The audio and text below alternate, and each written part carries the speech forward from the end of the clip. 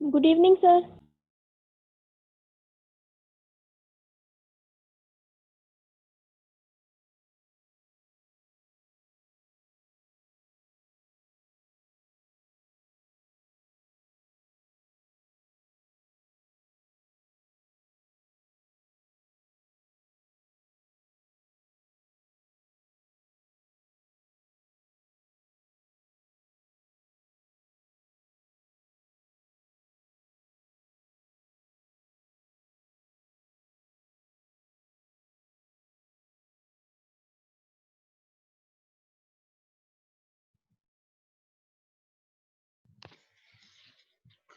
Good evening sir. हाँ जी बेटा, good evening Vanshika, मुस्कान, स्नेहा और ये पवन कनेक्ट हो रहा है शायद। ठीक है, चलिए। तो मुझे लास्ट बता दीजिए, हमने अकाउंट्स पढ़ना है आज आप लोगों के साथ।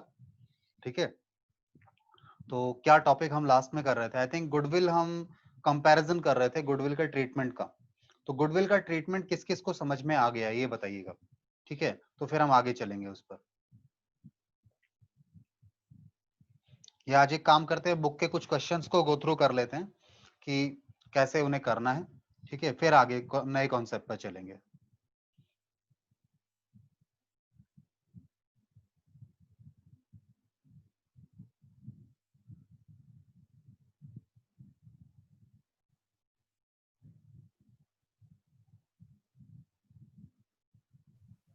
सर हाँ बेटा बताइए। सर आपने वो अकाउंट्स के असाइनमेंट थे उनकी सॉफ्ट कॉपी भेजने के लिए बोला था। ठीक है, मैं अभी भेज देता हूँ। किसको भेजनी है? वंशिका को भेजनी है ना? अभी भेज। Yes sir. एक minute. Good evening sir. Good evening बेटा सृष्टि, गुड इवनिंग। अटेंडेंस एक बार देख लेना आप लोग, ठीक है ना? या क्लास के बाद भेज देता हूँ अभी, है ना? अभी तो good class. Evening sir. Good evening बेटा श्रद्धा। श्रद्धा वो टाइम वाला अभी नहीं हो पाया एडजस्ट, एक बार बात करूंगा मैं दोबारा से। शायद मंडे को बात हो पाए फाइनली इस पर कुछ। ठीक है ना, अभी तो ये टाइम चला रहे हैं हम। हम्म।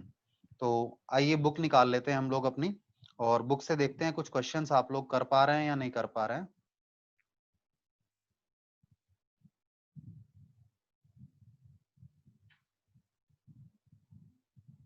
हम्म।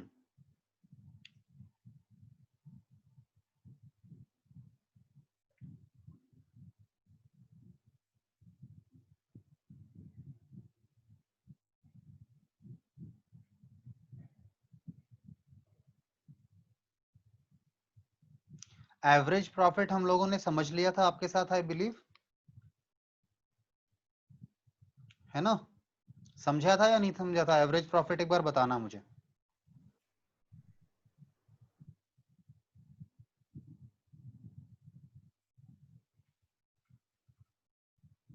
Good evening sir. Good evening बेटा नगिता, गुड इवनिंग। हाँ जी, तो एवरेज प्रॉफिट हम लोगों ने लास्ट आपके साथ किया था। ठीक है, डिस्कस किया था आई थिंक। और एवरेज प्रॉफिट से गुडविल कैसे निकलती है जी? एवरेज प्रॉफिट जो आप निकालेंगे multiplied by number of years of purchase. ये क्यों मल्टीप्लाई किए जाते हैं मैंने इनका रीजन भी बताया था। एवरेज प्रॉफिट तो हमें किसी साल का प्रॉफिट एक कॉमन रिप्रेजेंटेटिव वैल्यू आ जाए, क्योंकि प्रॉब्लम आती है कि जब हम कहते हैं हमें फ्यूचर में होंगे प्रॉफिट्स पास की मेहनत के कारण, तो एक बेसिस लेना होता है। तो डाउट आता है, क्वेश्चन आता है कि कौन सी ईयर का प्रॉफिट लिया जाए, तो हम कहते हैं बेहतर है एवरेज कर लेते हैं, ताकि वो रिप्रेजेंट कर सके। एवरेज की फीचर है that it represent the entire data, इसलिए एवरेज ले लेते हैं हम लोग। ठीक है, सो आई बिलीव एवरेज वाली आप बात आपको समझ में आ गई होगी। Number of years of purchase भी आपको समझ में आए होंगे, क्यों मल्टीप्लाई करते हैं यहाँ पर एवरेज मेथड से गुडविल निकालने के लिए। ठीक है, और गुडविल निकालते समय जो आपके प्रॉफिट्स हैं उन्हें हम एडजस्ट करते हैं। एडजस्ट करते हैं एक तो फ्यूचर एक्सपेक्टेशंस के लिए और एबनॉर्मल आइटम्स के लिए। ये तो कॉमन है, कभी भी हम करेंगे तो ये चीज हमेशा आएगी हमारे सामने। ठीक है, जैसे यहाँ क्वेश्चन है हमारे पास, क्वेश्चन नंबर 3।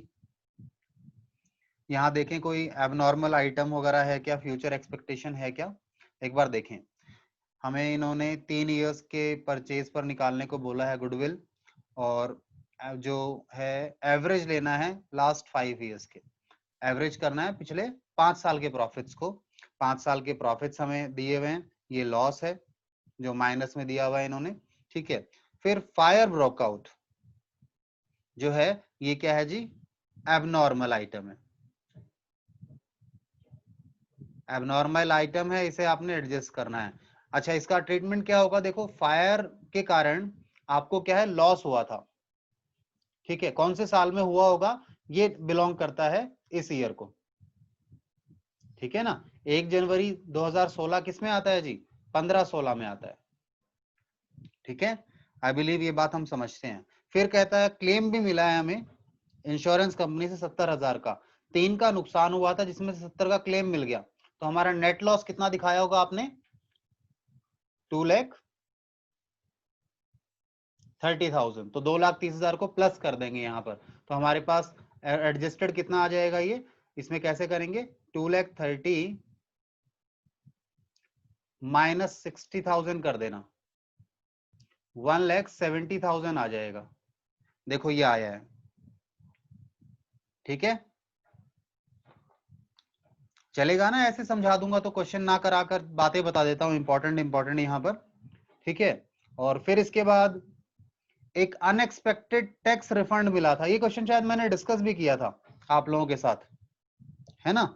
और इन्होंने इस क्वेश्चन में जहां तक मुझे याद है कुछ और कर रखा था हमारा, अलग था। 1 मिनट देखें जरा इसको। हाँ, यहाँ पर बात आती है, यहाँ पर इन्होंने अलग ट्रीट किया था, हमने अलग ट्रीट किया था। ये क्वेश्चन हमने किया था लास्ट क्लास में, I think last to last जब भी किया होगा ये क्वेश्चन किया था। हमने कहा था जी ये जो है 31 मार्च 17 को है, तो ये कौन से ईयर में आना चाहिए? ये 16-17 में आना चाहिए, यानी इस ईयर का है ये ट्रीटमेंट। और इन्होंने देखो ये जो 80,000 है ये अगले साल में किया हुआ था, ठीक है, इन्होंने अगले में किया था। तो मैंने कहा था I do not agree with this, ठीक है, ये यहां होना चाहिए। दो इस आंसर पर फर्क नहीं पड़ेगा, ये इतना ही आएगा, ठीक है। तो ये क्वेश्चन हमने देख लिया था आप लोगों के साथ, याद है या नहीं है? कुछ डिस्कशन की थी। अच्छा, किसी ने देखा इसको ऐसे ही क्यों आ रहा है? इन्होंने, हो सकता है इनका भी सही हो, किसी को रीजन मिला हो, कोई देखा था आप लोगों ने?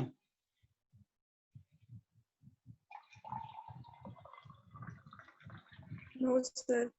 नहीं देखा, ठीक है, फिर भी ये ट्राई करना और किसी बच्चे से पूछ लेना, ठीक है ना। हो सकता है हम शायद गलत हो इस पॉइंट पर, मेरे हिसाब से तो मैंने आपको ट्रीटमेंट लास्ट भी बता दिया था, ठीक है। इसके बाद हम आगे चलेंगे, नेक्स्ट क्वेश्चन को देखें। नेक्स्ट क्वेश्चन हमारे पास है जी क्वेश्चन नंबर 4, यानी इलस्ट्रेशन 4 है। और यहां पर भी हमें, हाँ जी, यहां पर हमें 2 पार्टनर्स हैं, पीएसआर इक्वल है, फिर उन्होंने डी का एडमिशन किया। ये क्वेश्चन भी मेरे ख्याल से डिस्कस कर लिया था। मुझे बताओ कि कहां तक डिस्कस कर लिए थे हमने क्वेश्चंस? चलो मैं देख लेता हूँ, 1 मिनट दीजिएगा।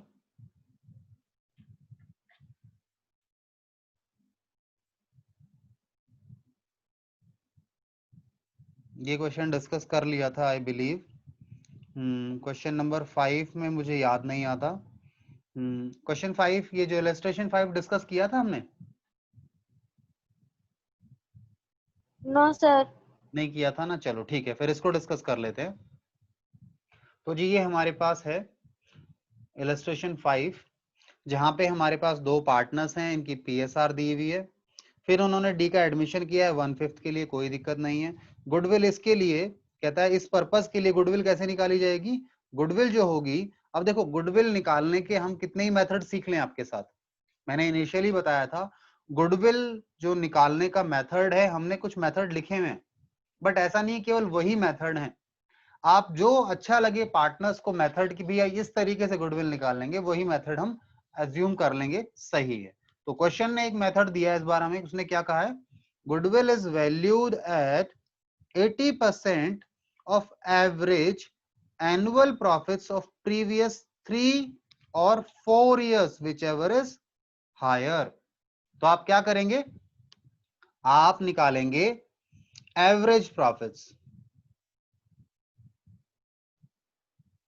एक बार निकालेंगे 3 years के, और फिर दूसरी बार निकालेंगे 4 years के। इनमें से जो हायर होगा,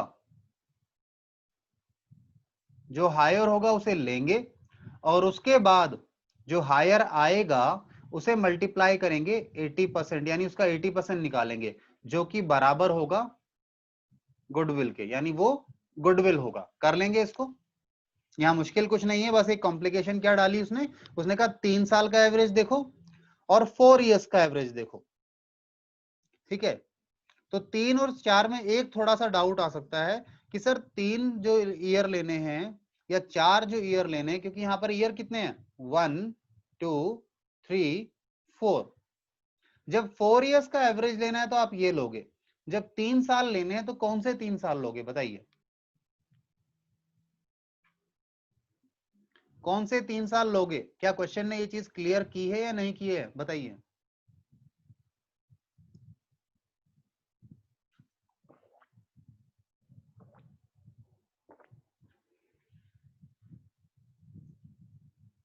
की है सर। किया है ना क्लियर? कहाँ पे कौन सा वर्ड है जो क्लियर कर रहा है इस बात को? Previous 3 years. बिल्कुल सही बात, एकदम ठीक है ना, एकदम सही कहा है। ये प्रीवियस जो लिखा है ना, ये इस चीज को क्लैरिफाई कर रहा है। ठीक है, क्लैरिफाई कर रहा है। अच्छा, ये जो हम डाउट क्लास लेते हैं, एक्चुअल में डाउट क्लास होती है, ठीक है, बट क्योंकि डाउट्स नहीं होते तो हमें पढ़ाना पड़ता है। तो क्या ये जो डाउट क्लास है इसको मैं रिकॉर्ड करके आपको दूं या नहीं दूं? दे दिया करो सर। चलो ठीक है, वैसे तो रिकॉर्ड करते हैं, मेरे चैनल पर मिल जाएगी क्लासेस इस तरह की। ठीक है, मैं ग्रुप में नहीं डालता, तो आपको क्या करना है, आपको चैनल पे जाके देखना होगा, क्योंकि ग्रुप पे उन्होंने बोला व्हाइट बोर्ड वाली क्लासेस चाहिए उनको केवल। ठीक है, इसलिए इन क्लासेस को नहीं डाल रहा था मैं। शायद कोई और टीचर इस तरीके से डालने लगा था, तो उन्होंने कहा नहीं नहीं फिर गड़बड़ हो जाएगा। ठीक है, और हमारा सब्जेक्ट थोड़ा ऐसा है, हमें चीजें देखनी, क्वेश्चंस बड़े होते हैं। ठीक है, उन्हें समझकर छोड़ दें तो इजी हो जाएगा, अदरवाइज एक क्वेश्चन को करने में ही 20-20 25-25 मिनट चले जाते हैं जब समझाते समय करेंगे तो। ठीक, इसलिए ठीक है, तो ये क्वेश्चन आप लोग कर लेंगे आई बिलीव, क्योंकि करना क्या है, गुडविल कैलकुलेट करनी है। ठीक है, तो चल सकता हूं आगे? Yes sir. ठीक है, तो आगे देखिए जी, इसका आंसर भी एक बार हम देख लेंगे आपके साथ, ताकि आप लोगों को थोड़ा सा कॉन्फिडेंस लेवल आ जाए। देखिए, इन्होंने क्या किया, इन्होंने 3 ईयर का निकाला पहले तो, और फिर 4 ईयर का निकाला। और देखो, जो 3 ईयर का था और जो 4 ईयर का था, यहां से डिसाइड नहीं होता, यहां से डिसाइड नहीं हो पाएगा। डिसाइड कब होगा, जब एवरेज करेंगे, एवरेज के समय पता लगेगा कौन सा हायर है। तो हायर कौन सा है जी, 4 साल वाला, तो आप इसे लेंगे। ठीक है, इसे नहीं लेंगे। ठीक है, ये बात इसने लिखी भी है आगे यहां पे।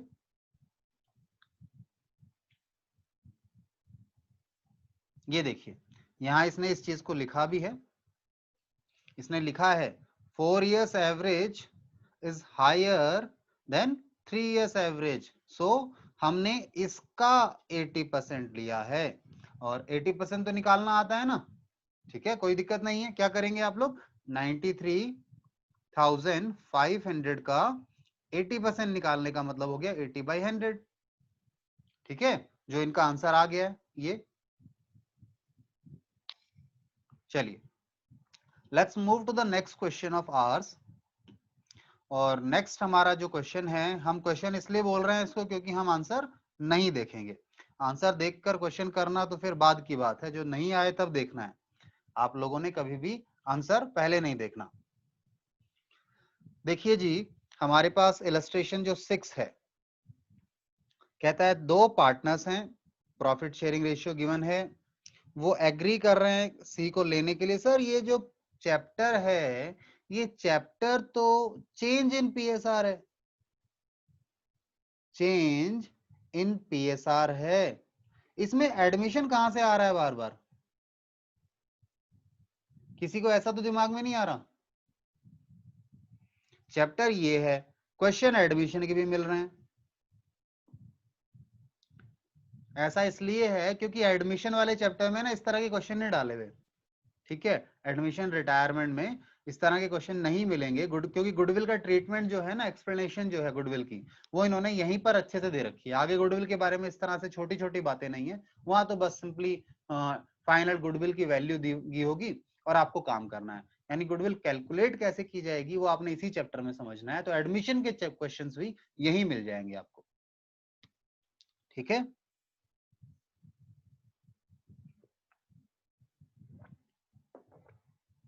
और सबसे बड़ी बात तो है कि समझना है, कोई भी चैप्टर हो क्या फर्क पड़ता है, क्वेश्चन समझ में आना चाहिए, हमें क्या करना है ये समझ में आना चाहिए, काम कर लेंगे हम।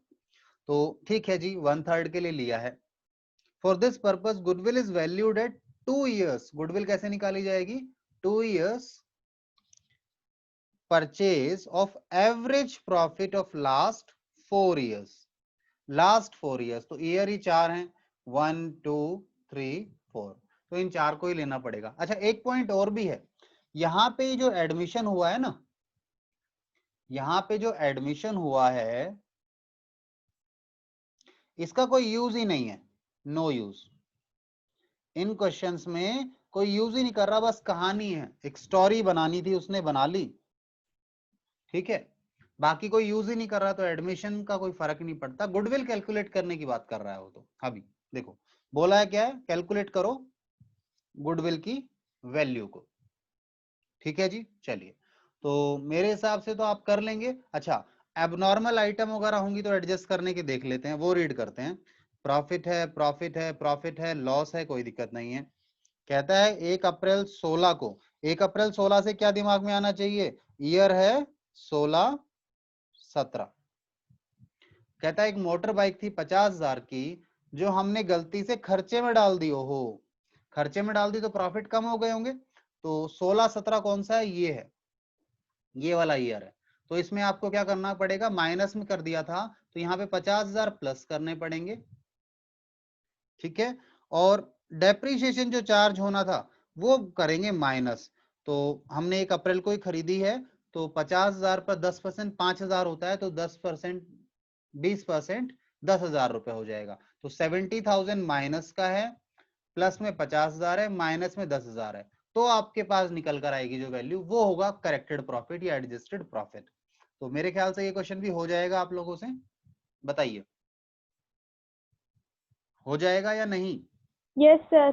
ठीक है। Yes. बाकी बच्चे नहीं बता रहे हैं, ये मेरे पास 3-4 बच्चे हैं, बाकी कुछ नहीं बोलते हैं। रवीना, चलो ठीक है, इसका रिस्पॉन्स आ जाता है। मुस्कान, बेटा हो जाएगा मुस्कान? Yes, sir. ठीक है बेटा। स्नेहा बच्चे, हो जाएगा?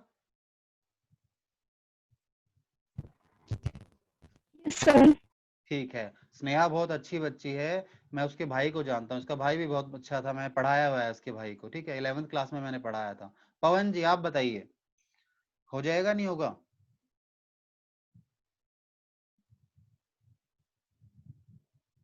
पवन जी गायब हैं, कोई दिक्कत नहीं है, देखो लड़कों का यही हाल है।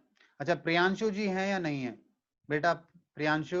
Sir, I will try my best. ओहो हो, ये तो भाई ज्यादा हो गया, मैं ये कर लेगा मुझे लगता है उसने अंग्रेजी में बोल दिया है, अब तो पक्का कर लेगा वो, आई बिलीव दैट। चलिए, तो प्रियांशु, वैसे प्रियांशु मेरे घर के पास रहता है बहुत, बट हमारा मिलना नहीं हो पाता। मेरा छोटा सा बेटा है, मतलब दूसरी तीसरी क्लास में है, वो इनकी गली में जाता है पढ़ने के लिए, तो मैं कई बार छोड़ने जाता हूँ, मैं मिल नहीं पाता प्रियांशु से, ठीक है। तो प्रियांशु मेरे घर के पास में ही रहता है, कोई दिक्कत नहीं है, मैं इससे मिलूंगा और मैं पूछूंगा इसने क्या ट्राई किया बेस्ट, ठीक है। आइए जी, तो आगे चल रहे हैं हम लोग नेक्स्ट। और प्रियांशु नहीं किया ना तूने, देख ले, फिर मैं भी बेस्ट ट्राई करूंगा कि कैसे करे ये। आइए जी, नेक्स्ट चलते हैं हम लोग। नेक्स्ट है हमारे पास, एक मिनट, कोई क्वेश्चन बीच में छूट तो नहीं गया? 6 था, ठीक है। अच्छा, ये जरूर देख लेते हैं, इन्होंने, हमने वो बताया था ना आपको, ये वाला एडजस्टमेंट, मैंने इसी के रिलेशन में बताया था आपको एडजस्टमेंट, कि देखो जो 2016-17 वाले में क्या करेंगे इस प्रॉफिट में, ये 30,000 कैसे आया, इन्होंने वर्किंग नोट नंबर 1 बोला है, ये जो बनाया है इन्होंने, देखो 70,000 ऑलरेडी माइनस था, ठीक है, लॉस था, इसे लॉस लिखा हुआ है, इस कहता है लॉस में से माइनस करो और ये प्लस करो, ठीक है, तब इनका ये लॉस आया है, ये क्या है? लॉस आया है। मैं आपको कह रहा था देखो ये माइनस में 70,000 है, मैं माइनस से बता रहा था तो भी गलत नहीं आता, -70,000 है, प्लस कर दो प्रॉफिट को और माइनस कर दो डेप्रिसिएशन को, तब भी कितना आएगा, -30 आएगा। और -30 आने का मतलब क्या है, लॉस ही तो है। ठीक है, तो इनका करने का तरीका थोड़ा सा डिफरेंट है और हमारा थोड़ा सा डिफरेंट है, बाकी हम कर एक ही चीज रहे हैं। ठीक है, चलिए इसके बाद चलें आगे। अच्छा एक चीज और बताता हूं, ये लोग ऐसे क्यों नहीं करते, बिकॉज देखिए नेगेटिव कहने की जरूरत नहीं है इस फिगर को। 30,000 रुपए नेगेटिव का मतलब क्या है, कहते हैं नेगेटिव नहीं हुआ, ये लॉस है मेरा, तो लॉस कहना चाहता है। तो मैंने कहा ठीक है, नेगेटिव से मत डिनोट करो, लॉस से डिनोट कर लो इस अमाउंट को, कोई फर्क नहीं पड़ता। ठीक है, हम भी एंड में लॉस ही लिखेंगे उसको। देन आगे चलते हैं जी।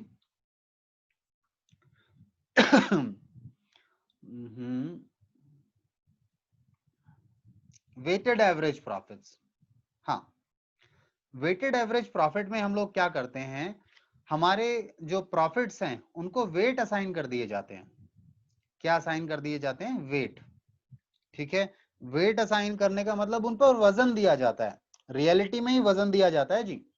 एवरेज प्रॉफिट्स में जो वेट असाइन किया गया है इसका इंपैक्ट क्या होता है, या वेट क्यों असाइन किए जाते हैं। मैंने लास्ट क्लास में भी पूछा था आपको कि सर ये जो प्रॉफिट्स हैं इन्हें वेट से मल्टीप्लाई क्यों किया जाता है, क्या रीजन है, ऐसा क्यों किया जाता है ऐसा।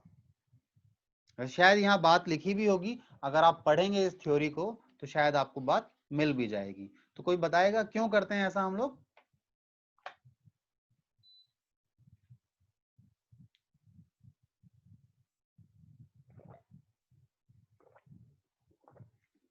हाँ जी, कोई बता रहा है मुझे।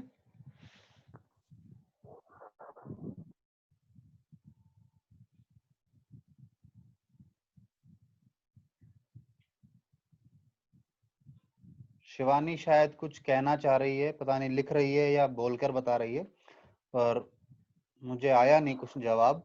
और कोई बच्चा ट्राई कर रहा हो कुछ। सॉरी बेटा, रिपीट अगेन एक बार शिवानी। नहीं आता सर। अच्छा नहीं आता, चलो कोई बात नहीं, इजी सी बात है। देखो ध्यान से समझना, देखो हमें हमारे ना रीजन और लॉजिक बहुत अच्छे से क्लियर होने चाहिए, अकाउंट्स तभी इंटरेस्टिंग होगा और तभी आगे हम बढ़ पाएंगे।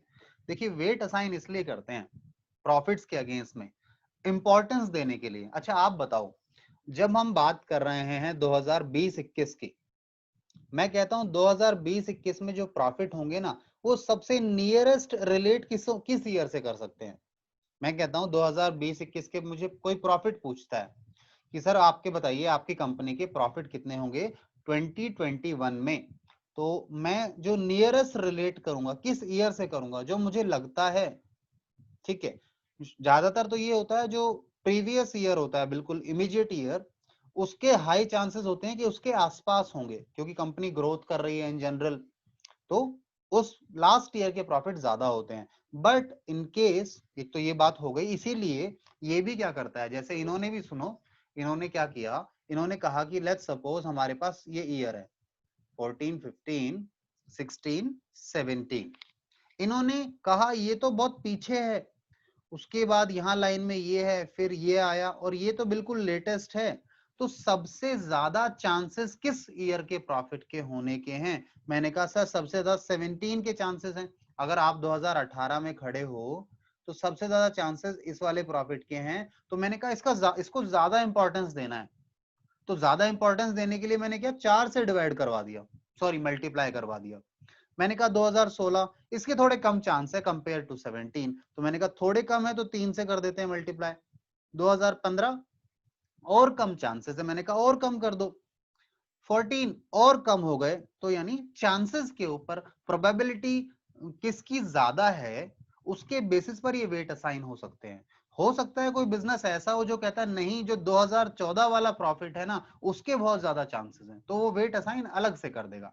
बट इन जनरल हमारे पास मेजोरिटी क्या होता है, जो लेटेस्ट ईयर होता है ना उसको सबसे ज्यादा वेटेज इंपॉर्टेंस दिया जाता है। ठीक है, तो आई होप आप लोगों को समझ में आया कि वेट असाइन क्यों किए जाते हैं। आपने स्टेट्स में वैसे पढ़ा है, स्टेट्स में नहीं ध्यान दिया कि वेटेज क्यों दिया जाता है किसी चीज को।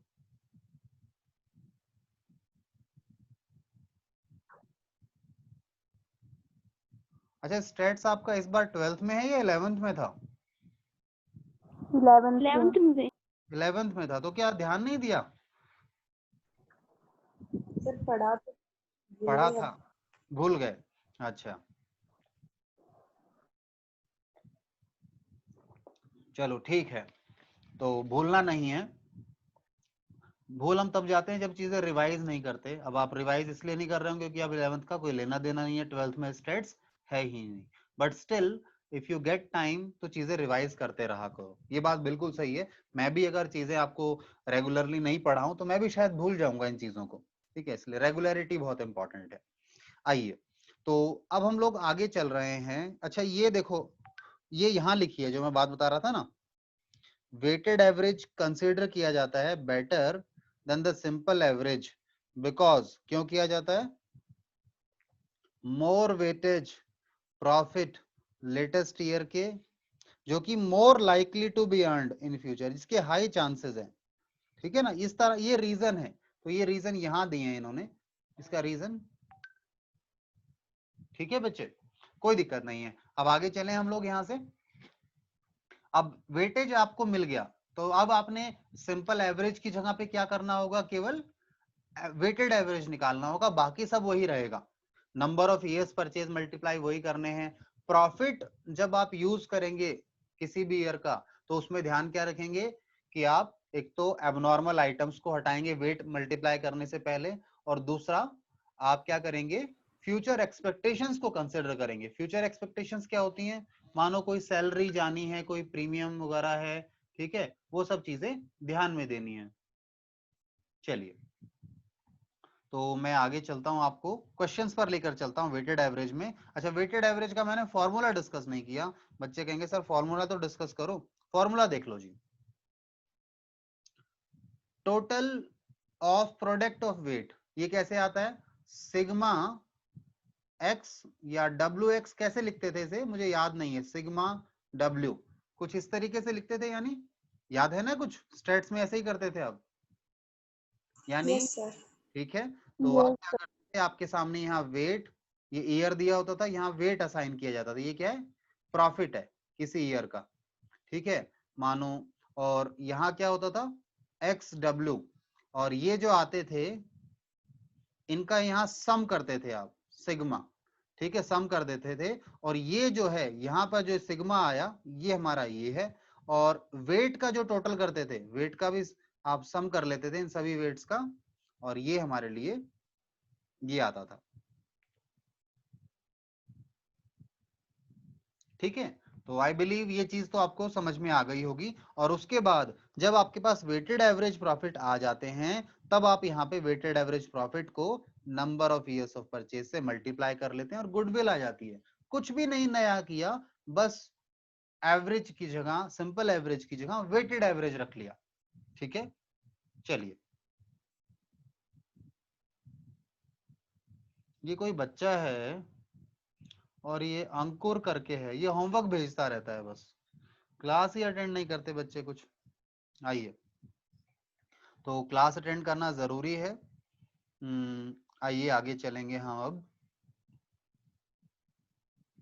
हम क्वेश्चन देख रहे हैं आप लोगों के साथ। सिंपल सा क्वेश्चन होगा आई बिलीव, पहला क्वेश्चन है। पहला क्वेश्चन जनरली सिंपल मिलता है। तो इन्होंने हमें कहा जी, हमारा जो इलस्ट्रेशन 7 है इसमें लास्ट 5 ईयर्स के प्रॉफिट दिए हैं, और फिर कहता है कि गुडविल की वैल्यू कैलकुलेट करो बेसिस 2 ईयर्स ऑफ परचेज, और वेटेड एवरेज करना है। और वेट ऐसे यूज करने हैं आपने, क्वेश्चन बता रहा है कि ये जो सबसे पुराना ईयर है इसे कम वेटेज दो, एंड सो ऑन, वेटेज आप बढ़ाते चलो। तो क्वेश्चन ने सब कुछ बता दिया, इसमें कोई अबनॉर्मल आइटम वगैरह है नहीं, आप कर लेंगे इस क्वेश्चन को, सीधा कर लेंगे ना इस क्वेश्चन को तो। Yes sir, yes sir. चलिए, सिंपल सा क्वेश्चन है, ठीक है। बच्चे कह रहे हैं सर ये आसान आसान चीजें करा रहे हो, मुश्किल चीजों पर चलो जो हमें दिक्कत करते हैं, ठीक है। चलिए, थोड़ा सा मुश्किल है ये, मुश्किल नहीं है, पैराग्राफ फॉर्मेट में दे दिया बस, और कुछ नहीं है। ये क्वेश्चन देखो जो आपके सामने है, ये जो इलस्ट्रेशन 8 दिया हुआ है ना, ये डिफिकल्ट नहीं है, ये डिफिकल्ट बिल्कुल भी नहीं है। बस डिफिकल्ट क्यों लग रहा है? क्योंकि पैराग्राफ मिला हुआ है, ठीक है। एक मिनट,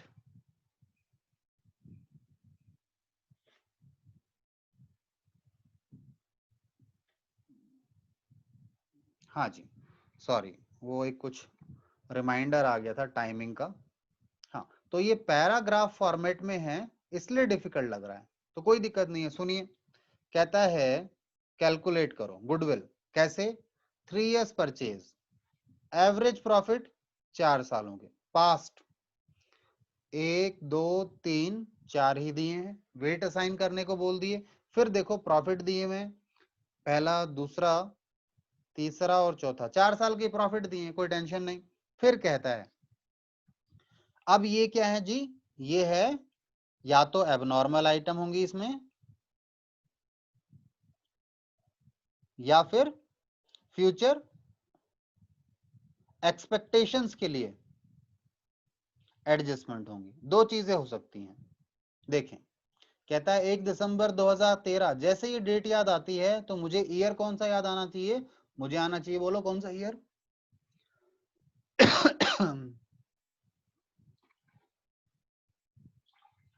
किस ईयर में एडजस्ट करूंगा इस साल को, इस डेट को,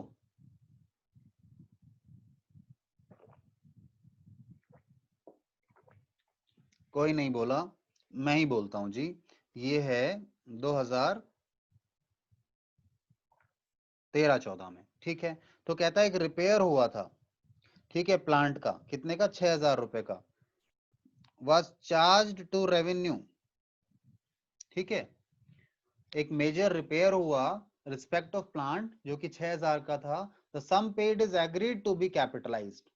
वैसे तो रिपेयर है, रिपेयर होना भी रेवेन्यू में ही चार्ज होना चाहिए, चार्ज टू रेवेन्यू का मतलब पीएनएल में ट्रांसफर हुआ है, ठीक है, बट कहता है कैपिटलाइज होना चाहिए था, कैपिटलाइज होना चाहिए था यानी प्लांट की कॉस्ट में जुड़ना चाहिए था, ठीक है, प्लांट की कॉस्ट में एडअप होना चाहिए था, कोई दिक्कत नहीं है, प्लांट की कॉस्ट में एडअप करना है तो ठीक है, बट क्वेश्चन कहता है, हाँ सॉरी, क्वेश्चन ने कहा कैपिटलाइज करो यानी प्लांट की कॉस्ट में ऐड करो, तो आपको क्या करना पड़ेगा, आपने इसे खर्चा माना था, तो ये जो ईयर है 13-14, ये वाला ईयर, यहां पे आपको क्या करना है, आपको ये जो खर्चा माइनस हो रखा है इसे प्लस करना है 6,000 को, और देखो डेप्रिसिएशन की कुछ बात आती है, यहाँ डेप्रिसिएशन की जरूर बात है।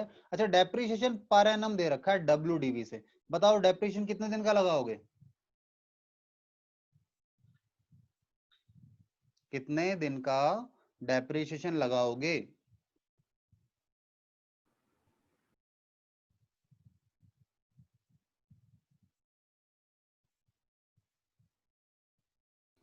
सर 4 महीने का। बिल्कुल सही है, दिसंबर, जैन, फेब एंड मार्च का, बिल्कुल सही, शाबाश।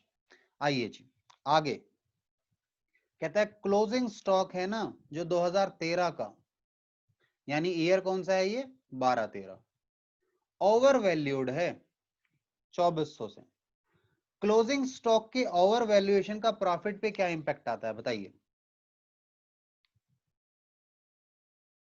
क्लोजिंग स्टॉक अगर ओवर वैल्यूड है तो उसका क्या इंपैक्ट आता है प्रॉफिट पर, बताइए मुझे,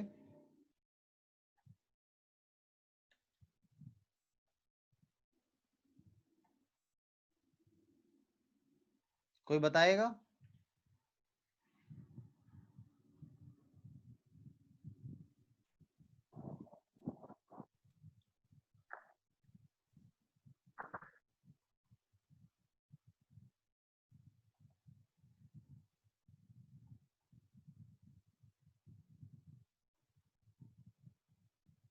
हाँ जी, क्लोजिंग स्टॉक का, अच्छा किसी बच्चे ने मुझे लिखा है, शायद मैसेज भेजा है कुछ, शायद शिवानी का हो, लेस होगा, शाबाश बेटा, देखो बच्चे ने बताया लेस होगा, तो समझो ये कैसे होता है, जिन बच्चों को अगर क्लैरिटी नहीं है तो ध्यान दो, यहां पर ट्रेडिंग अकाउंट है, याद है, ट्रेडिंग अकाउंट में यहां पर क्लोजिंग स्टॉक लिखा जाता है, अगर क्लोजिंग स्टॉक 10,000 की जगह आपने लिखना था 10, आपने ओवर वैल्यू यानी ज्यादा लिख दिया, लेट्स सपोज 15,000 लिख दिया, इसके कारण इंपैक्ट क्या आने वाला है, इसके कारण जो ग्रॉस प्रॉफिट आता था। ग्रॉस प्रॉफिट क्या होता था? बैलेंसिंग फिगर होता है। ये भी क्या हो जाएगा? अप हो जाएगा, इंक्रीज हो जाएगा, इंक्रीज हो जाएगा। इस यानी प्रॉफिट इंक्रीज हो गया है, तो आप क्या करेंगे? माइनस करेंगे। ठीक है। अच्छा, इस साल का क्लोजिंग, अगले साल का क्या बनेगा? ओपनिंग। इसका इंपैक्ट दो जगह आएगा। अगले साल का ओपनिंग बनेगा, ओपनिंग स्टॉक ओवर वैल्यूड है। नहीं दिमाग चले क्या होना है, तो ट्रेडिंग अकाउंट बनाओ, ट्रेडिंग अकाउंट बनाओ और यहां देखो टू ओपनिंग। ओपनिंग 10,000 की जगह आपने 15,000 लिख दिया। ठीक है। इसका ग्रॉस प्रॉफिट पे क्या इंपैक्ट पड़ेगा? ग्रॉस प्रॉफिट कम हो जाएगा, डिक्रीज हो जाएगा। ठीक है। तो वह अगले साल क्या करना पड़ेगा? प्लस करना पड़ेगा इस एडजस्टमेंट को। क्या ये बात क्लियर है? मैंने जो समझाने की कोशिश की, किस किस को समझ में आया या नहीं आया, बताओ। ओवर वैल्यू, ठीक है, आ चलिए गया सर। ठीक है, चलो बहुत अच्छी बात है, समझ में आ गया। तो नहीं आया तो प्रॉब्लम है, नहीं आया तो पूछ लेना, ऐसा नहीं होना चाहिए। बस क्या बेटा?